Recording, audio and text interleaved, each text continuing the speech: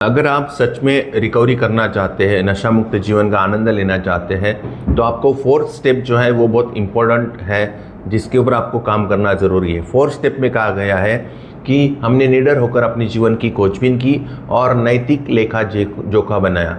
नैतिक लेखा जोखा मतलब न्यायपूर्ण तरीके से हमने अपने जीवन को देखा, उसके अंदर क्या क्या गलती या हुई है, हो गई है, गलती से गलती हो गई है, जाने अनजाने में गलतियाँ हुई है, ना चाहते हुए भी गलतियाँ हुई है, कुछ गलतियाँ करनी पड़ी है।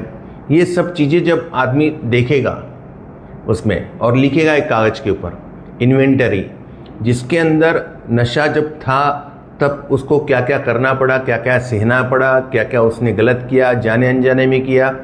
इस सच को, ये बहुत कड़वा सच होता है जब नशेबाज अपनी इन्वेंटरी लेता है। जब नशा चालू होता है तो ये इन्वेंटरी कभी कभार हो जाती है, आदमी सोचता भी है, लेकिन उसको ब्लेमिंग जस्टिफिकेशन एक्सक्यूज में ढकेल देता है।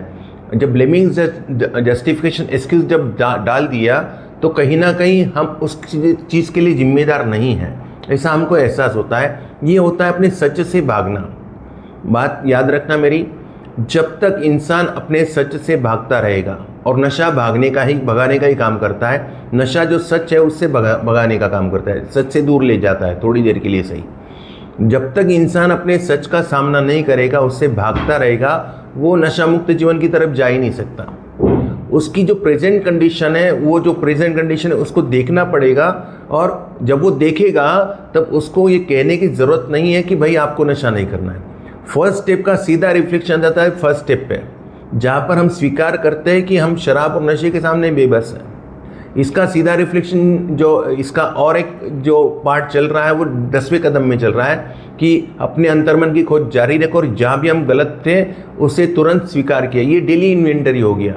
तो इन्वेंटरी जो है वो उससे भागना नहीं, गलतियाँ अगर हुई है तो उसको स्वीकार करना, उसमें करेक्शन जहाँ तक संभव हो इसको करेक्ट करना, और जहाँ पर किसी और का नुकसान हो सकता है या आपका खुद का हो सकता है तो वहाँ पर आपको उस चीज़ को इग्नोर कर देना या टाल देना अभी के लिए।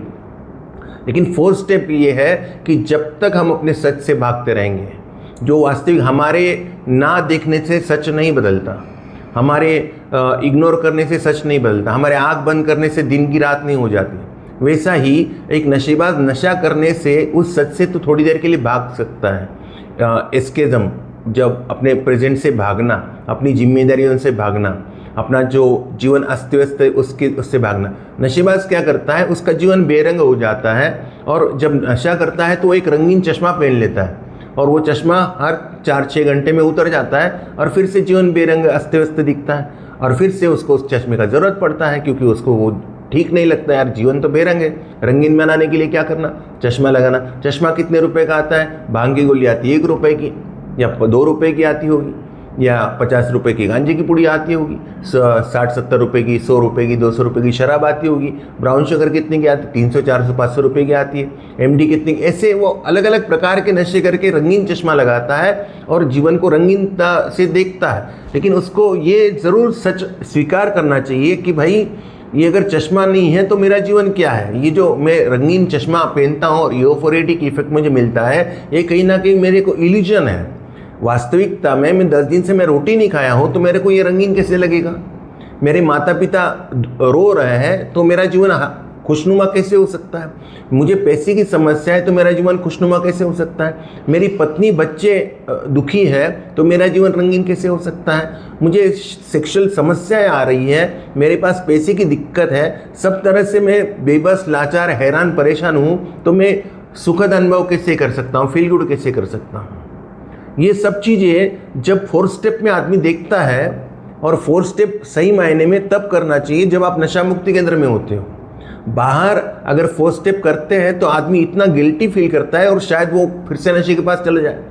जब आप नशा मुक्ति केंद्र में हो तभी फोर्थ स्टेप के ऊपर बहुत अच्छे से काम करना।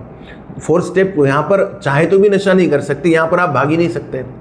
आपको पूरा जोर लगाना फोर्थ स्टेप पे, इसका रिफ्लेक्शन सीधा फर्स्ट स्टेप पे जाता है, और डेली इन्वेंटरी जो है वो 10th स्टेप में जाता है, और कहीं ना कहीं आपकी एक सॉलिड रिकवरी हो सकती है। फोर्थ स्टेप का इंपॉर्टेंस, मैं ये नहीं कह रहा कि बाकी कदम इतना इंपॉर्टेंस नहीं रखते, लेकिन फोर्थ स्टेप कहीं ना कहीं जागृति है, स्पिरिचुअल अवेकनिंग है, जहाँ पर आदमी रियलाइजेशन मोड में जाता है, और रियलाइजेशन टू रिकवरी यही प्रोग्राम है।